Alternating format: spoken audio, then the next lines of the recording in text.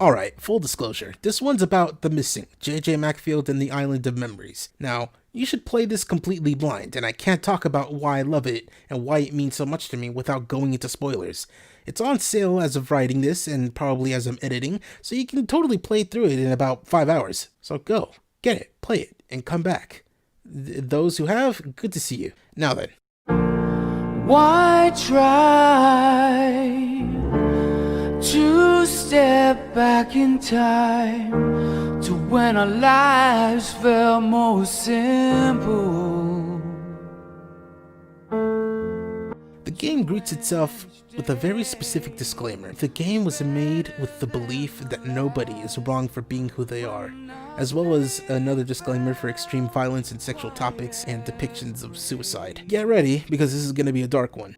Enter JJ Macfield and her friend and love interest Emily. They spend some time on Memoria Island and suddenly Emily disappears.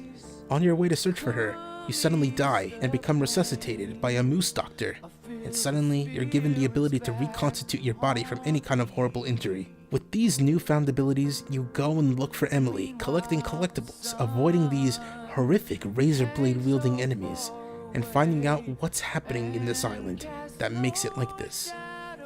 Okay, so actual spoilers are coming now, so if you still haven't played, do it now.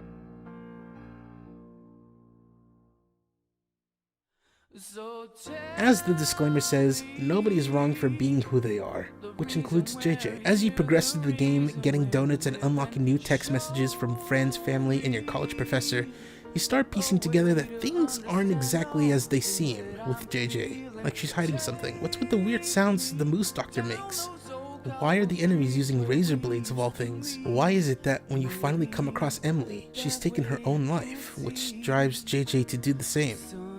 Only for the story to not be finished there. The game, through excellent usage of environmental and indirect storytelling, tells the player about how JJ Macfield is actually a trans woman and how her secret being exposed led to her being ostracized to the point of eventually attempting to take her own life. The adventure on the island was her mind's last moments of lucidity, trying to find anything to keep her in the world of the living. The locations on the island are places she remembers from her own town. The moose doctor's weird sounds are actually a defibrillator trying to bring her back to the real world.